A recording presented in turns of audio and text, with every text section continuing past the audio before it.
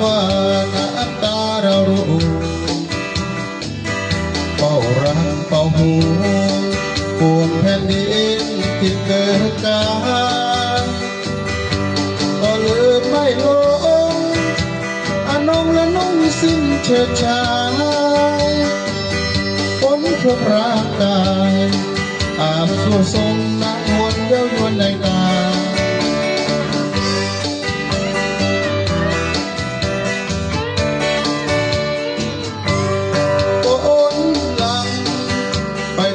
ละแงนคอยแต่เนิ่นฟังยิ่งเพลินน้องเรียนเงินร่วงลงเต็มท้องนาเอารอมือเรียวเกี่ยวดอกน้องน้ำหนักหนาเจ้าเคยสัญญาจะมาหน้าฝนเฝ้าคอยเหมือนคนเป็นไข้ด่วนบอกขอสอ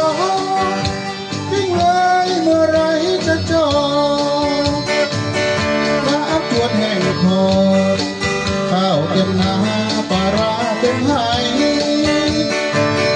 โบกรถข้างทางฝากฝังน้ำคำห่วงใยร้านคนเที่ยวใหม่ช่วยนำพาน้องนางบ้านนามาดู